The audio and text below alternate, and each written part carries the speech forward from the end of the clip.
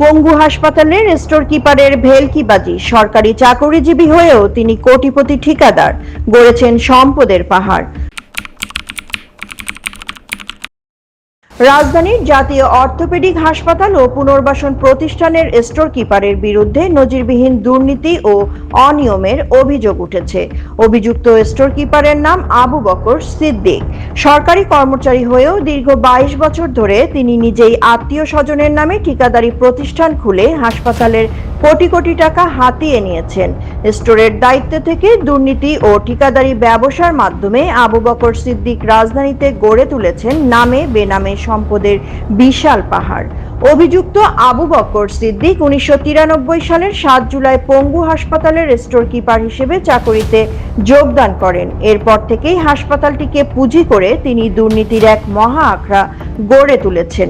পদবিতে store keeper হলেও মূলত তিনি নিজেই ছদ্মবেশী ঠিকাদার।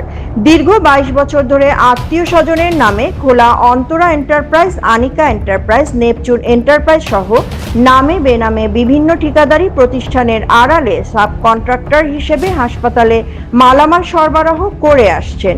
এসব প্রতিষ্ঠানের ক্রয় বিক্রয় ও বিল পাসের পুরো নিয়ন্ত্রণ তার হাতেই থাকে।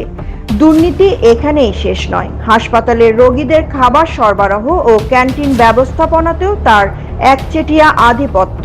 নিজের মালিকানাধীন ফ্রেন্ডস ব্রয়লার হাউস থেকে আবু বকর সিদ্দিক গত 22 বছর ধরে পঙ্গু হাসপাতালের রোগীদের জন্য মুরগি সরবরাহ করে আসছিলেন।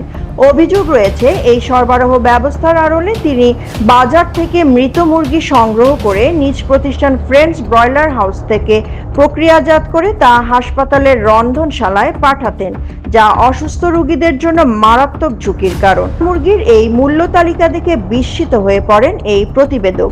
অবিশ্বাস্য হলেও সত্য, প্রতি কেজি ব্রয়লার মুরগির দাম ধরা হয়েছে 350 টাকা। তারা যদি হাসপাতালে কাজ করে সেই ফার্ম তো আমার না, তারা যদি আমার দোকানেতে কিনে আনে সেটা তো আমার ইয়া না। দোকান থাকলে কিনে আনতে পারে, আমরাও দিতে পারে, তাই না?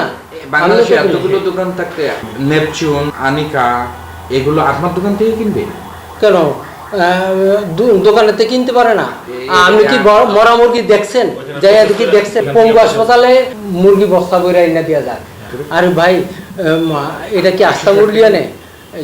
যদি আইনা থাকে, আরে ভাই আস্তা মুরগি আনে না তো, মাথা গিলা কলিজা পা নাড়ি বুড়ি ফলে আমার দোকানে একদিকে স্টোরের দায়িত্বে থাকা, অন্যদিকে নিজের প্রতিষ্ঠানের মাধ্যমে মালামাল সরবরাহ, এই দ্বৈত অবস্থানকে পুঁজি করে তিনি দীর্ঘদিন ধরে নানা অনিয়মের মাধ্যমে ভুয়া বিল ভাউচার তৈরি করে অতিরিক্ত মূল্য দেখানো সহ বিভিন্ন কৌশলে হাতিয়ে নিচ্ছেন সরকারি কোটি কোটি টাকা।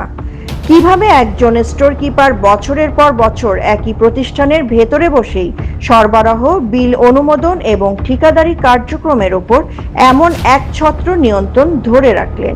এটি কেবল ব্যক্তিগত দুর্নীতি নয়, বরং পুরো ব্যবস্থার ভেতরে গভীরভাবে গেঁথে থাকা অনিয়মেরই ইঙ্গিত।